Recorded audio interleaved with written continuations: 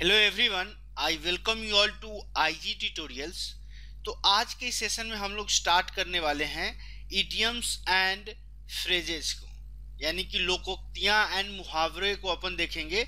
ये पार्ट 1 होगा और उसमें हम लोग डिस्कस करने वाले हैं जो भी फ्रेजेस एंड आपका इडियम्स है वो जो लेटर ए से शुरू होगा। तो इसमें केवल अपन प्रीवियस ईयर का क्वेश्चन देखेंगे। प्रीवियस ईयर का क्वेश्चन अपन इसलिए देखेंगे क्योंकि इडियम्स एंड फ्रेज में आपको हजारों हजार ऐसे इडियम्स एंड फ्रेज होंगे जिसमें सारे को आपको याद करना पॉसिबल नहीं है। तो जो आप प्रीवियस ईयर का क्वेश्चन है ऑलमोस्ट 700 प्लस का, उतना लगा लीजिए, वो मोर देन सफिशिएंट है। क्योंकि यदि आपको 5 क्वेश्चन इडियम्स एंड फ्रेज का प्री में पूछा जाता है तो आप मिनिमम 4 मान के चलिए कि 4 क्वेश्चन तो आएगा ही प्रीवियस ईयर से क्वेश्चन से।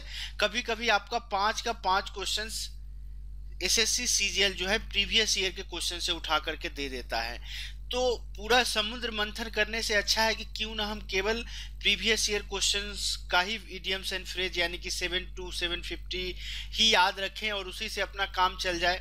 जो लोग बहुत अच्छा है इंग्लिश में उनके लिए तो कुछ नहीं किया जा सकता हो, तो पूरी दुनिया के जितना है बहुत सारा याद रख सकते हैं, बट हम लोग जैसे एवरेज स्टूडेंट के लिए बेटर है कि आप प्रीवियस ईयर का इडियम्स एंड फ्रेजेस को याद रखें और उससे आपका काम चल जाएगा। ओके, तो अपन वही वाला देखने वाले हैं क्योंकि एसएससी सीजीएल जो है या एसएससी कोई भी एग्जाम सबसे ज्यादा ऑलमोस्ट प्रीवियस ईयर का क्वेश्चन जो है आपका 80% idioms and phrase, one word substitution या आपको fill in the blanks, error detection, इस तरह के क्वेश्चन ऑलमोस्ट 70 to 80% जो है प्रीवियस ईयर से डाल देता है।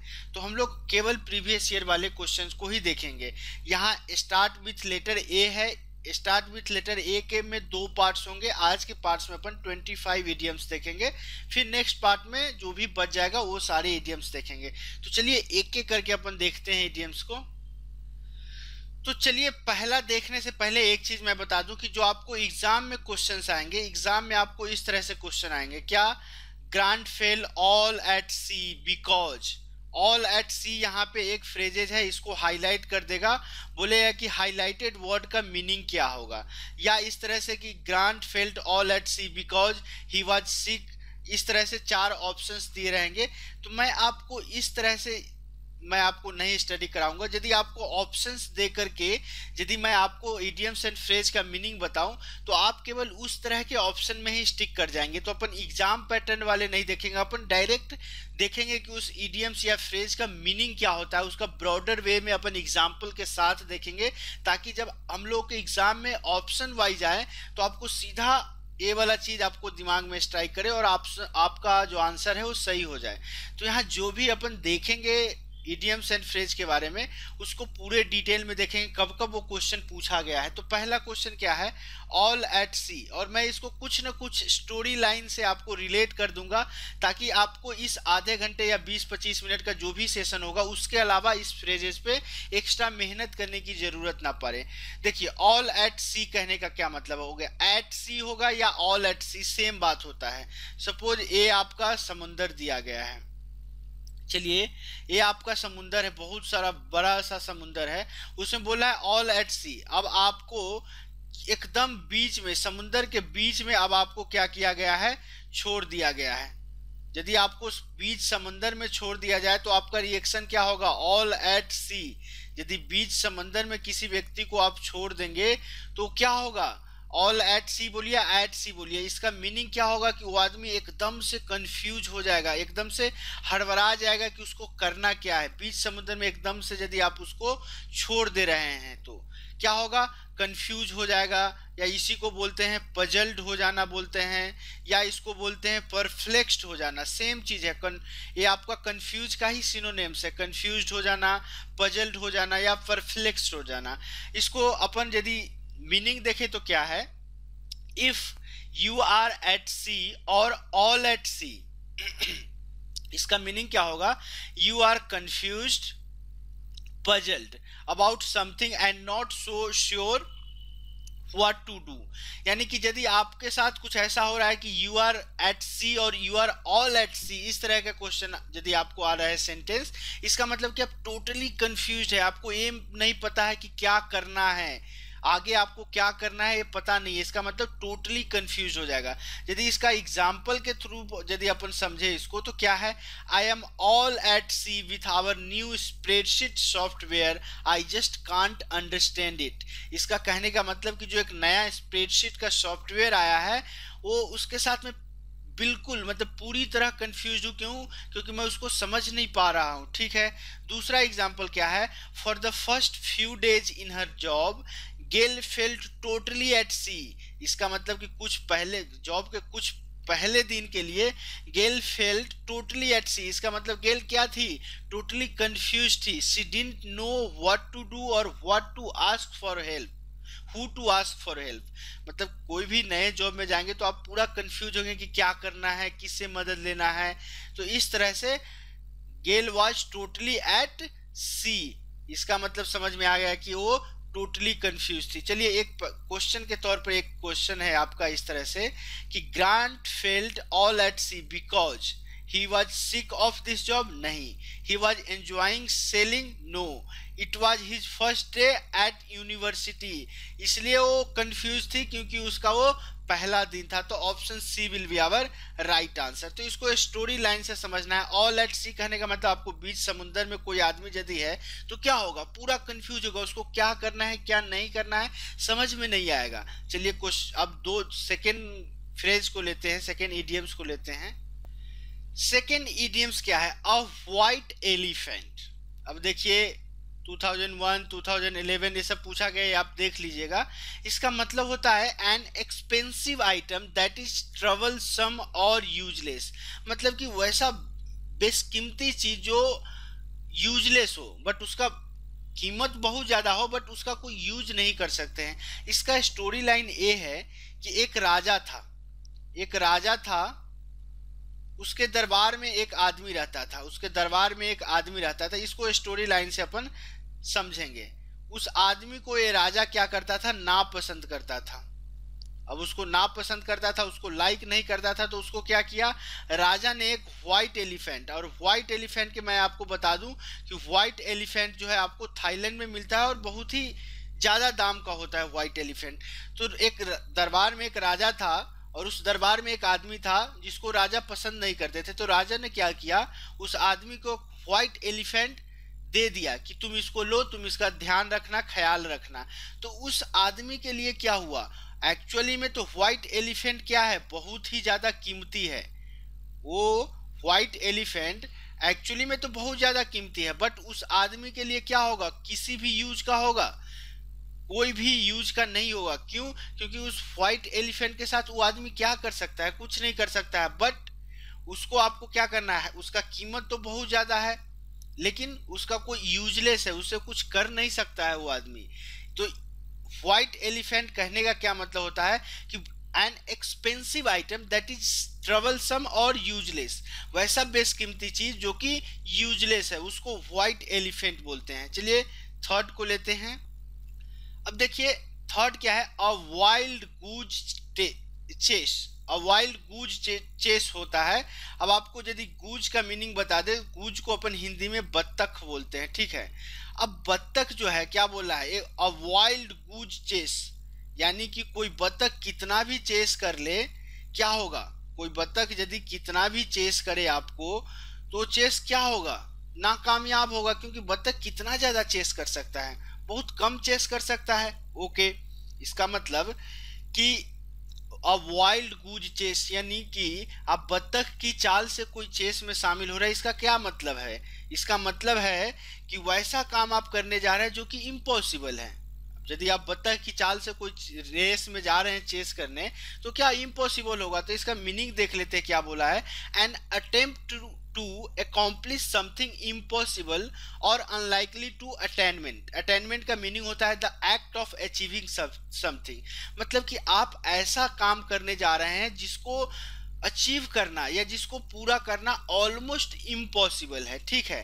तो उसको बोलते हैं अ वाइल्ड गूज चेस, यानी कि बत्तख की चाल से आप किसी चीज को चेस कर रहे हैं तो क्या होगा, ऑलमोस्ट उस चीज को अचीव करना ऑलमोस्ट इम्पॉसिबल हो जाएगा। इसका एग्जाम्पल है अ search that is completely unsuccessful and a waste of time because the person or the thing being searched for does not exist or is somewhere else. मतलब कि वैसे चीज को ढूंढना जो कि एग्जिस्ट ही नहीं करता है या समवेयर एल्स है। तो वाइल्ड गोज चेस करने का मतलब हो गया कि आप वैसा काम करने जा रहे हैं, वैसा चीज को आप प्राप्त करने की कोशिश कर रहे हैं जिसको प्राप्त करना ऑलमोस्ट इम्पॉसिबल है। एक एग्जाम्पल है, after 2 hours spent wandering in the snow. Wandering कहने का क्या मतलब हो गया कि आप ऐसे ही बिना किसी रीजन का टहल रहे हैं, ठीक है। तो in snow I realise we were at on a wild goose chase, यानी कि बिना मतलब का अपन ऐसे ही टहल रहे थे। ओके, तो इसका वाइल्ड गूज चेस का मतलब आपको समझ में आ गया होगा। चलिए फोर्थ को लेते हैं। फोर्थ बोला एट वन विट्स एंड। अब आपको मैं विट का मतलब बता देता हूं। विट का मतलब होता है आपको बुद्धि, विवेक, ठीक है। एट वन विट्स एंड मतलब कि जब किसी आदमी की बुद्धि खत्म हो जाए या काम करना बंद कर दे, समाप्त हो जाए। एट वन विट्स एंड तो क्या होगा, जब किसी आदमी की बुद्धि समाप्त के करीब आ जाए या समाप्त हो जाए, उस समय क्या होगा, आदमी क्या बोलेगा कि मेरा दिमाग काम करना बंद कर दिया है। इसका मतलब कि विट्स एंड हो गया है। तो यदि अपन हिंदी में बोलते हैं कि मेरा दिमाग काम करना बंद हो गया, इसका क्या क्या मतलब कि आप बहुत ही ज्यादा कंफ्यूज हो गए हैं, आपको पता नहीं चल पा रहा है कि आपको क्या करना है, नहीं करना है। सेम मीनिंग इसका है ऑल एट सी और एट सी के, मतलब कि आप पूरी तरह कंफ्यूज है।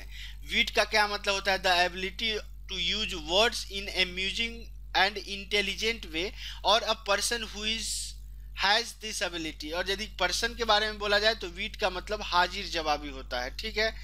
तो इसका मतलब कि चलिए एक एग्जांपल ले लेते हैं। सो वरीड, कंफ्यूज और annoyed that you do not know what to do next. अब आपको at one wits end, wit का मतलब बुद्धि, दिमाग टाइप का होता है। अब आपको हिंदी में बोल समझिए इसको कि दिमाग काम करना बंद हो गया, मतलब कि आप कंफ्यूज है बहुत ज्यादा। इसका एग्जाम्पल ले लेते हैं। She was at her wits end trying to figure out how to control her 14 years old son. यानी कि एक माँ है जो कि पूरी तरह कंफ्यूज है। She was at her wits end यानी कि वो पूरी तरह कंफ्यूज थी कि उसके 14 साल के बच्चे को कैसे कंट्रोल किया जाए। फिफ्थ है एन ओपन बुक। बहुत इजी है। और ओपन बुक मतलब खुली किताब है, मतलब जिसको बारे में कुछ सीक्रेट छुपा हुआ नहीं है। One who has no secret hidden. Example है, if someone is an open book it is easy to know what they are thinking और फीलिंग। बहुत इजी है एन ओपन बुक मतलब कि खुली किताब। चलिए सिक्स्थ को लेते हैं। सिक्स्थ बोला है अ बोल्ट फ्रॉम द ब्लू। अब देखिए ब्लू मतलब एक ढंग से आपको सी के तरह समझिए, एक समुंदर में आपको एक बोल्ट मिलता है। समुंदर में एक बोल्ट मिलना मतलब क्या हुआ कि जस्ट एक आकस्मिक घटना है। आकस्मिक घटना मतलब कि सडन। इसको यदि आप हिंदी में बोले तो बोल्ट फ्रॉम सी कहने का मतलब कि आकस्मिक घटना होता है, ठीक है। बोल्ट फ्रॉम सी मतलब आकस्मिक घटना। समथिंग इम्पोर्टेंट और अनयूजुअल दैट हैपन सडनली और अनएक्सपेक्टेडली। किसी समुंदर में बोल्ट को आपका कोई नट बोल्ट मिलता है, ये आपका क्या है, आकस्मिक घटना। स्टोरी लाइन से आप रिलेट कीजिए कि अचानक से हो गया। समथिंग अनएक्सपेक्टेड और सरप्राइजिंग। इसका एग्जाम्पल यदि देखेंगे तो the resignation of chairman came like a bolt from the blue. यानी कि चेयरमैन का जो रेजिग्नेशन है वो अचानक आया, आकस्मिक आया, अनएक्सपेक्टेडली आया। सेवेंथ है सोर पॉइंट। अब आपको सोर का मतलब पता होना चाहिए कि सोर को घाव बोलते हैं। अब घाव वाला पॉइंट है एक ढंग से। सोर पॉइंट मतलब घाव वाला पॉइंट। घाव वाला पॉइंट क्या है कि जब भी जितना भी आपका पुराना घाव वाला पॉइंट हो गया, घाव का जगह क्यों ना हो गया, वहां का चमड़ा बहुत सॉफ्ट हो जाता है। यानी कि वहां पे दबाने को आपको 3-4 साल बाद ही थोड़ा थोड़ा पेन होता है। तो सोर पॉइंट मतलब कहने का मतलब एक ढंग से आपका क्या होगा, दुखती रग। हिंदी में इसको बोलेंगे दुखती रग, ठीक है। चलिए तो इसका मीनिंग एक ढंग से दुखती रग का हिंदी में तो आपको पता चल गया कि क्या मीनिंग है। A subject that someone prefers not to talk about because it makes them angry और एम्बैरेस्ड। यानी कि वैसा विषय जो किसी भी व्यक्ति को अनकंफर्टेबल करता होगा या कुछ हर्ट करता होगा या कुछ गुस्सा करता होगा, क्योंकि ये सोर पॉइंट है, घाव वाला बिंदु जो है। आप समझ गए हिंदी से कैसे आपको रिलेट करना है। एग्जाम्पल है, don't ask him about the job search, it is a bit of a सोर point. Okay, whatever you do, you don't mention his ex-wife. His divorce is really a sore point with him. Sore point मतलब घाव वाला बिंदु जो है आपको sore point है, मतलब एक ढंग से दुखती रग है। चलिए, अब आपका 8th है a red letter day। Red letter day कहने का इसको स्टोरी लाइन से आप कैसे आप इसको याद कर सकते हैं। एक लवर है, ठीक है, प्रेमी युगल है, जिसमें से सपोज मेल है, ये फीमेल है।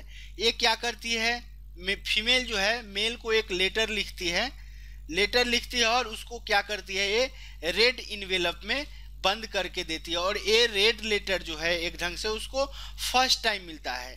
तो अ रेड लेटर डे मतलब कि जिस दिन उसको रेड लेटर डे मिलता है, यानी कि पहला प्रेम पत्र मिलता है, तो वो दिन उस आदमी के लिए बहुत ही यादगार दिन हो जाएगा। ठीक है, कोई भी प्रेमी युगल में से एक प्रेमी दूसरे प्रेमी प्रेमिका को या प्रेमिका प्रेमी को यदि पत्र लिख रहा है, उसको रेड इन्वेलप में बंद करके दे रहा है और वो पहला पत्र है उस आदमी के लिए, पहले दिन है, तो वो दिन क्या होगा, उस जिंदगी भर आप उस दिन को नहीं भूल पाएंगे, आपके लिए हमेशा यादगार रहेगा। तो इसका मीनिंग है a special happy and important day that you will always remember. Obviously वो पहला प्रेम पत्र जो है आपका, वो आप हमेशा याद रखेंगे।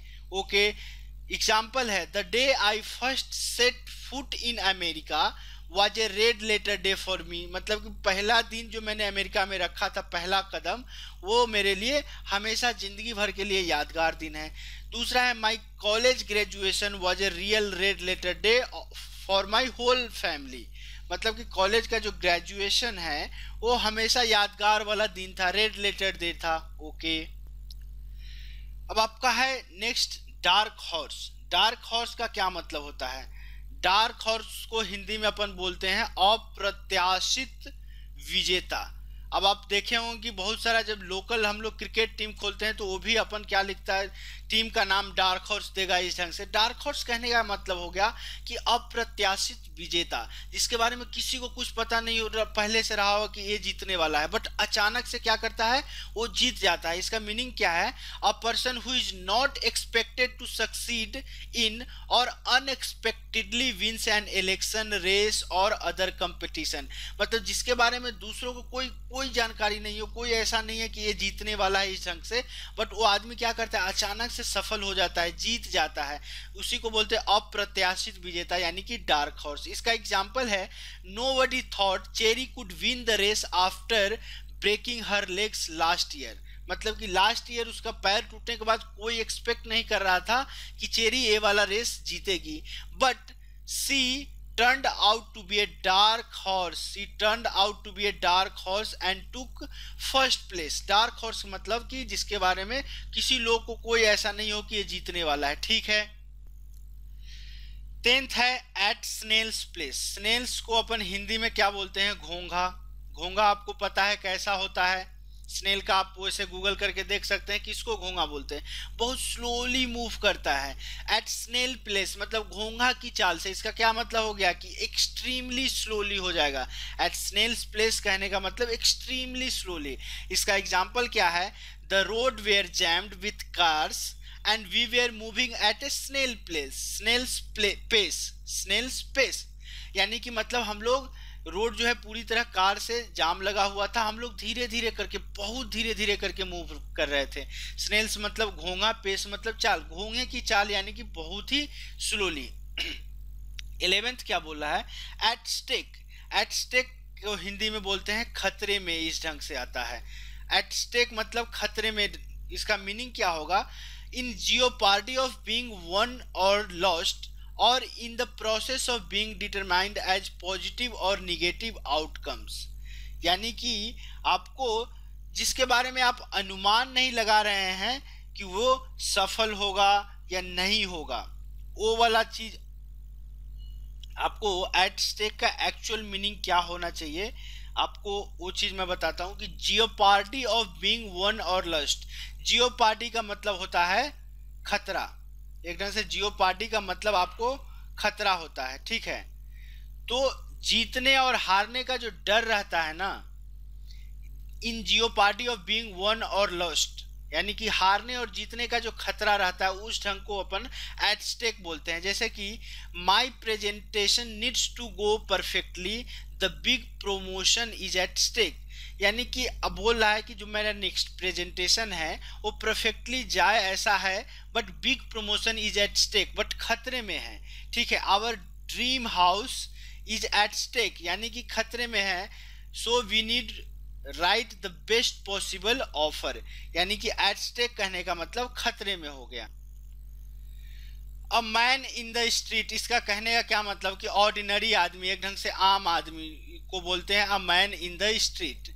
The ordinary person, a man और man who think like most other people, यानी कि आम आदमी जो एक दूसरे की तरह जो सोचते हैं उसको बोलते हैं। Politician rarely care with the man in the street, यानी कि आम आदमी को केयर नहीं करते हैं, ठीक है।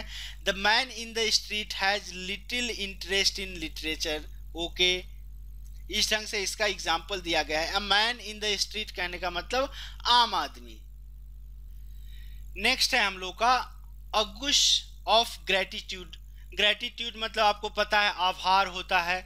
गुश मतलब एक ढंग से बौछार टाइप का हो जाएगा, बहुत ज्यादा हो जाएगा, इसको बोलते हैं गुश, यानी कि आभार की बौछार हो। इसका क्या मतलब कि वो आदमी बहुत ही ज्यादा इंथुजियाज्म है, ठीक है। Excessive enthusiasm. गुश का मतलब टू फ्लो और pour out suddenly in large amount. बौछार इसका मीनिंग मैंने आपको बता दिया। Water gushed out of broken pipe, चलिए पाइप, ये भी गुश का मीनिंग के लिए मैंने ये चीज लिखा है। इसको यदि a little gush of gratitude मतलब टू एक्सप्रेस एडमायरेशन, प्रेज और pleasure in such a strong and enthusiastic way that is does not seem sincere.